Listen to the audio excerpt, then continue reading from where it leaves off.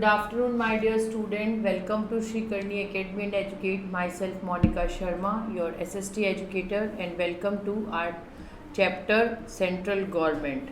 Start करते हैं अपन इसे, जिसकी एक स्लाइड अपन ने कल ले ली थी और आज जो है अपन इसके नेक्स्ट पार्ट पर जाएंगे. कल अपन ने लेजिस्लेटिव पार्ट को डिस्कस किया था और उसके कुछ मेन पॉइंट्स डिस्कस किए थे.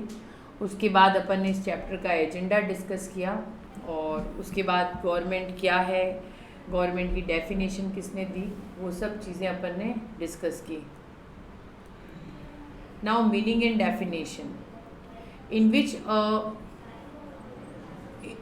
intelligible and inventional organization, it is an emotional concept that the organization which provides an tangible form is known as government. It is a government which determine and express the implements of mutual desire. ये वही government है जो अपने mutual desire को determine करती है. We can say that it is the government which is the expression of emotional concepts, जिसमें emotional concepts, capacity, existence of state possible, not possible without an government, बिना government के possible नहीं है. Because it is the government, ये एक government है which forms law to serve the people, जो लोगों को सर्व करते हैं, residing with the particular territory of the state, जो पर्टिकुलर टेरिटरी को शो करते हैं, जो इम्प्लीमेंट देते हैं लॉज एंड पनिश करते हैं उन लोगों को who do not obey such laws, जो इन लॉज को फॉलो नहीं करते हैं.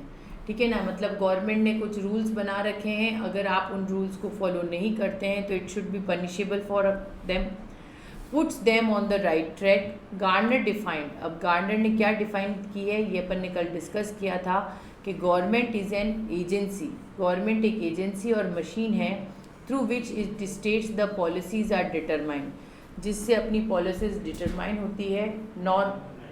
Normal issues are regularised, normal issues को रेगुलाइज किया जाता है और पब्लिक वेलफेयर और डेवलप के लिए काम होता है. अब गवर्नमेंट की 3 ऑर्गन्स हैं, ये देखिए, ये अपने प्रेसिडेंट है Ramnath Kovind. Legislature, executive and judiciary, 3 organs of government पर ये काम करता है, जिसमें लेजिस्लेचर, एग्जीक्यूटिव और जुडिशरी, ये 3 लोग होते हैं. सबसे पहला पार्ट होता है legislature. Legislature is the first organ, legislature एक पहला ऑर्गन है among the 3 organs of the government, government की 3 ऑर्गन्स को देखते हुए. In content to Indian government system, और जो भी ये इंडियन गवर्नमेंट सिस्टम है वो 2 लेवल में फॉर्म होता है, फेडरल एंड स्टेट दोनों में. Our constitution has name the federal legislature as the parliament. अपना कॉन्स्टिट्यूशन जो है वो फेडरल लेजिस्लेचर को क्या नाम देता है, पार्लियामेंट का नाम देता है.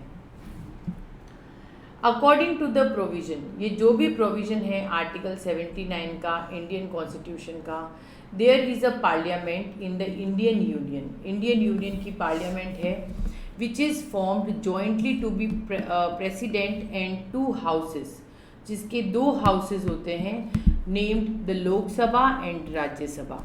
2 हाउसेस हैं इसके, अपन ने कल डिस्कस किया था कि 2 हाउसेस फॉर्म होते हैं, एक होता है लोकसभा, एक होता है राज्यसभा.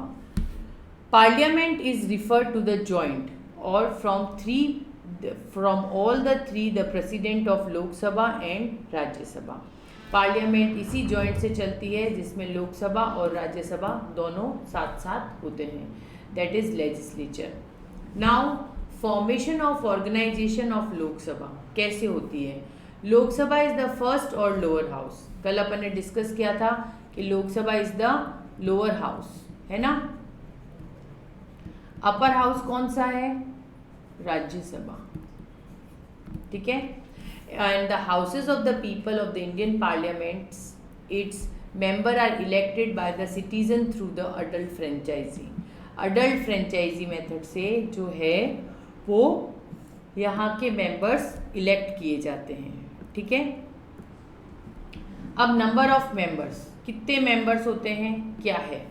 In the beginning अगर अपन देखें, the number of members of Lok Sabha was fixed as 500 by the constitution. ठीक है. 500, but at it time this number is increase now, अब ये नंबर बढ़ गया है। The Goa Daman and Diu recognisation act 1987, it has been decided that the maximum strength of Lok Sabha can be 552, मतलब 500 member से अब कितनी बढ़ गई है, 52 मेंबर और बढ़ गए हैं गोवा दमन एंड दीव से, तो अब कितने हो गए हैं 552। Out of this 530 members are elected, इसमें से क्या है 530 मेंबर जो है वो इलेक्टेड होते हैं फ्रॉम द कॉन्स्टिट्यूएंसीज से of various state, and a maximum number of 20 members will be elected from the union territories. ठीक है, 530 मेंबर कहाँ से इलेक्ट हुए, कॉन्स्टिट्यूशन से। ठीक है, और मैक्सिमम नंबर कितने हैं, 20 members will be elected from union territories. 20 member कहाँ से इलेक्ट हुए, यूनियन टेरिटरीज से, and maximum 2 members from Anglo Indian community, और 2 मेंबर्स कहाँ से हुए, एंग्लो इंडियन कम्युनिटी से हुए। Will be nominated by the president, जो कि प्रेसिडेंट के द्वारा नॉमिनेट किया जाता है। ठीक है, फिर सुन लीजिए, पहले 500 मेंबर थे, अब कितने हो गए 552। क्यों बढ़ गए ये 52 मेंबर, क्योंकि दमन एंड दीव रिकॉग्नाइजेशन एक्ट के हिसाब से। उसके बाद में 530 मेंबर्स तो कहाँ से होते हैं, वेरियस स्टेट से। 530 कहाँ से हुए, वेरियस स्टेट से हुए। ठीक है, 20 members elected from union territories and 2 maximum member Anglo Indian. हो गए ना 540 और 5 ये हो गए 552, समझ में आ गया। 530, 20 और 2 ये हो गए 552। मतलब 530 मेंबर्स तो अपन कहाँ से इलेक्ट करते हैं, from the constituencies of various states की कॉन्स्टिट्यूएंसीज से। 20 मेंबर्स कहाँ से इलेक्ट करते हैं, यूनियन टेरिटरीज से, और 2 मेंबर्स कहाँ से इलेक्ट करते हैं, एंग्लो इंडियन कम्युनिटी से। ठीक है, क्लियर, आगे बढ़ें। अब इनका इलेक्शन का प्रोसेस कैसा रहता है। Members of Lok Sabha are elected directly on the basis of universal adult franchise. कहाँ से इलेक्ट होते हैं, यूनिवर्सल अडल्ट फ्रेंचाइजी से इलेक्ट होते हैं। Now a person who has attend the age of 18 years, वो लोग जो कि 18 साल की उम्र के होते हैं, इज रिगार्डेड एज अडल्ट, उनको क्या कहा जाता है, अडल्ट कहा जाता है। All the constituencies of the Lok Sabha now have a single membership, और उनकी क्या होती है, सिंगल मेंबरशिप होती है। ठीक है, वापस से सुनिएगा। A person who have attend the age of 18 years, जो 18 साल के होते हैं, जिनको अपन अडल्ट रिगार्ड करते हैं।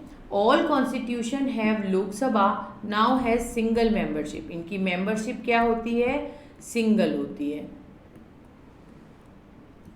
अब क्वालिफिकेशन क्या होती है इनकी, according to the constructions of following qualifications are required to the member of Lok Sabha. क्या क्या चाहिए होती है, he should be the citizen of India, वो इंडिया का सिटीजन होना चाहिए। He should be at the age of 25 और मोर, उसकी एज कितनी होनी चाहिए, 25 साल से ज़्यादा की। और ही should not hold an office of profit, वो कोई ऑफिस ऑफ प्रॉफिट को होल्ड नहीं करता हो, मतलब कि वो गवर्नमेंट एम्प्लॉय नहीं हो।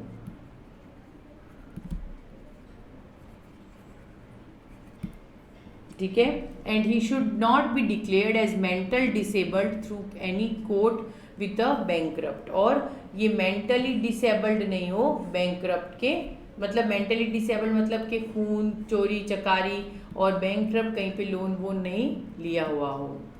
अब इनकी टर्म्स कितनी होती है, the term of Lok Sabha is 5 years, कितने साल की होती है, 5 साल की।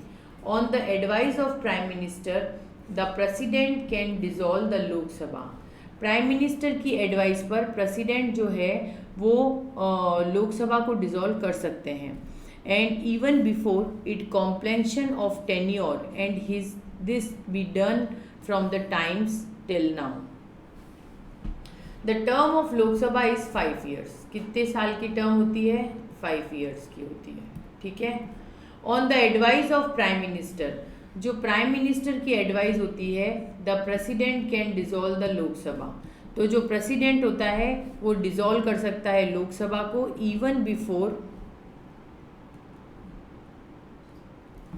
Even before its completion of tenure, जो भी उनके टेन्योर का कॉम्प्लेशन है उसे देख के, and this has been done for the times till now, और ये उसी टाइम तक चलता है।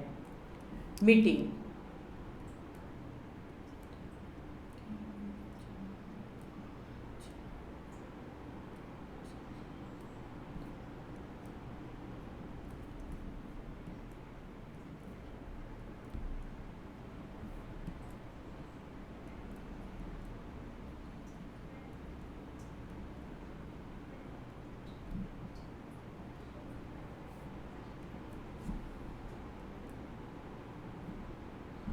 अब इनकी मीटिंग कैसे रहती है?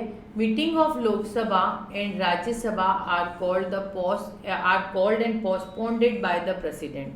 मतलब लोकसभा और राज्यसभा की मीटिंग कभी भी जो है वो प्रेसिडेंट या तो बुला भी सकते हैं या बनाई हुई मीटिंग को कैंसिल भी कर सकते हैं। ठीक है, कि जो हमारे प्रेसिडेंट हैं वो इस मीटिंग को बुला भी सकते हैं और कैंसिल भी कर सकते हैं। And the rule regarding this arrangement is only that the interval between two respective, और हर एक इंटरवल के बाद में ये मीटिंग हो सकती है, मतलब कुछ एक गैप होता है उसके बाद में। Now the officers of Lok Sabha, speaker and deputy speaker, अब इनका क्या है, कल अपन ने डिस्कस किया था, मैंने आपको इंट्रोड्यूस करवाया है इन सब टर्म से कल। According to Article 93 of Constitution, the Speaker and Deputy Speaker can also be removed from their offices. उनको हटाया जा सकता है if a bill in the content gets passed with majority, अगर वो बिल मतलब जो उनकी एप्लीकेशन है वो मेजोरिटी में पास हो जाती है तो। And if the present member of Lok Sabha, but this type of the bill can only be presented in the Lok Sabha, ये बिल सिर्फ कहाँ प्रेजेंट होता है? लोकसभा में। And if the notice has been given regarding the presentation of bill at least 14 years, 14 days के अंदर अंदर उसे रिप्रेजेंट करना पड़ता है। According to the Constitution, the Speaker and the Deputy Speaker entitled their get wages and allowances as fixed by the Parliament, और इनको इनके वेजेस और अलाउंसेस किस हिसाब से मिलते हैं? जो पार्लियामेंट ने फिक्स कर रखे होते हैं उस हिसाब से इनको मिलते हैं। Now functions and powers of the speaker. The speaker of Lok Sabha hold almost all those rights, जो हमारे स्पीकर हैं उन के पास ये सारी राइट्स होती हैं। ठीक है, उनके पास ये सारी राइट्स अवेलेबल हैं। Similarly to the speaker of House of Commons in British parliament. ठीक है, जो हमारे ब्रिटिश पार्लियामेंट है उनको देखते हुए, तो the speaker of Lok Sabha hold almost all those rights, ये सारी राइट्स लेते हैं। Similarly to the speaker of house, जो भी हमारे हाउस ऑफ स्पीकर है उनको देखते हुए, कॉमन्स इन ब्रिटिश पार्लियामेंट के हिसाब से। All the meetings of Lok Sabha are chaired by the speaker, सारी मीटिंग्स चेयर की जाती हैं। And the discipline and decorum of the houses can also be maintained and peace, और उनकी ड्यूटी होती है कि वो डिसिप्लिन और डेकोरम मेंटेन करके चले। The speaker decided and the desired agenda to be taken up for discussion, जो स्पीकर है वो डिसाइड करता है डिजायर्ड एजेंडा को टू बी टेकन, जो लिया गया है, and during the meetings and preside over these meetings has also allots a time debate, और जैसे उनको डिबेट करनी है या जो भी है तो उसके लिए उनको पहले जो है वो परमिशन लेनी पड़ती है, नहीं तो पॉसिबल नहीं है। ठीक है, he is an x officio speaker, वो जो होते हैं वो एक्स ऑफिसो स्पीकर होते हैं of some committees of the house. He is also appoint the president of select committees, वो सेलेक्ट कमिटीज़ के प्रेसिडेंट को अपॉइंट करते हैं। And all those committees work under this guidance, ये सारी कमिटीज़ जो हैं एक गाइडेंस के अंदर काम करती है। Only speaker can decide whether a bill is money bill और नॉट। सिर्फ स्पीकर डिसाइड करता है कि जो बिल है वो मनी बिल है कि नहीं है। कल मैंने आपको सारे बिल्स डिस्कस किए थे टैग बनाकर कि मनी बिल, ऑडियंस बिल, ये सारे मैंने बिल्स आपको डिस्कस किए थे। अगर फिर भी किसी को डाउट है तो इससे जस्ट पहले वाली स्लाइड है, उस स्लाइड के अंदर लास्ट जो स्लाइड है, उस पहले वाले वीडियो की जो लास्ट स्लाइड है उसमें मैंने इन सबको डिटेल में डिस्क्राइब किया है। तो अगर किसी भी बच्चे को कोई भी तरह का डाउट है तो वो उसके गो थ्रू जा सकता है, और फिर भी अगर उन्हें लगता है कि नहीं हमारा डाउट क्लियर नहीं हुआ तो आप मुझसे चैट बॉक्स में पूछ सकते हैं, मैं डेफिनेटली आप लोगों को रिप्लाई कर दूंगी। All the correspondence between parliament and the president is done by the speaker।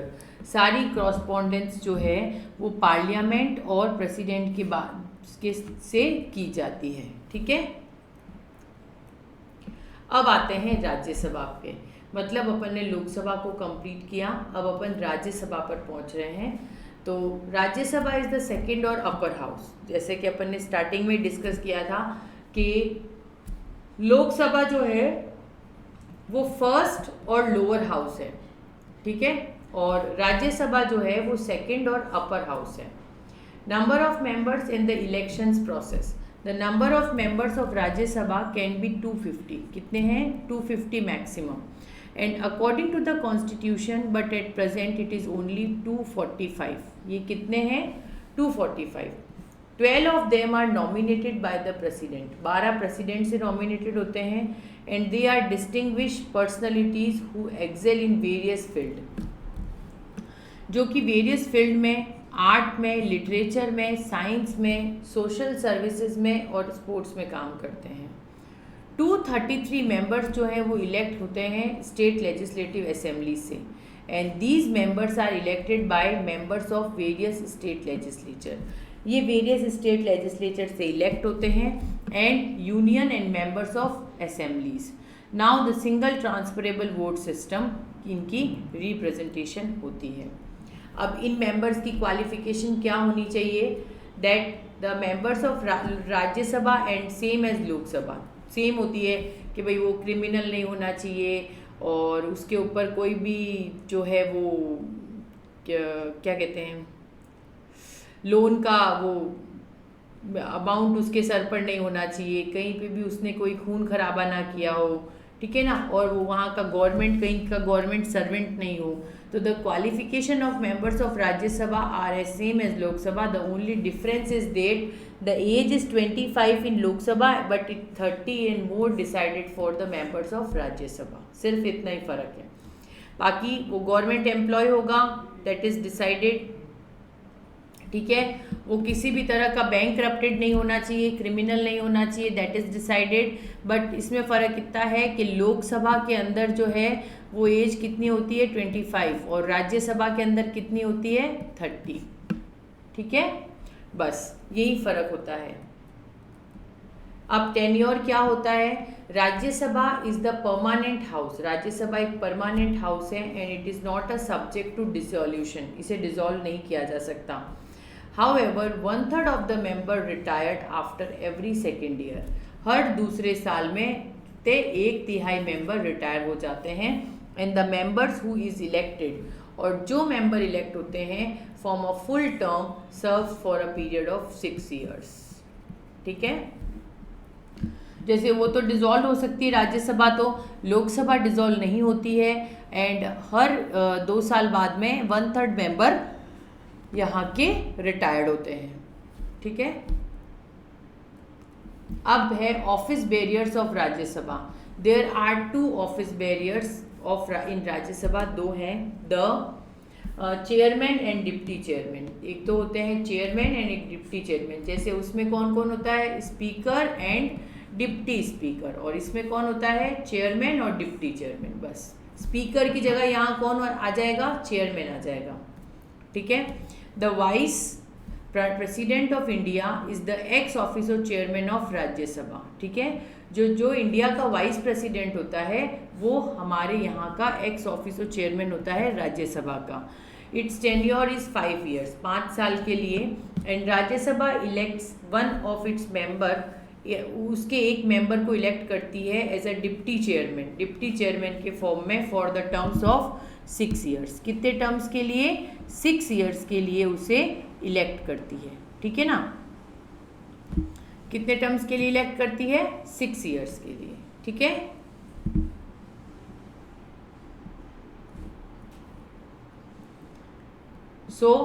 ये आपन ने आज राज्यसभा और लोकसभा को डिस्कस किया। एक बार वापस इसके गो थ्रू चले जाते हैं, अगर कोई डाउट है तो वापस एक बार क्लियर हो जाएगा।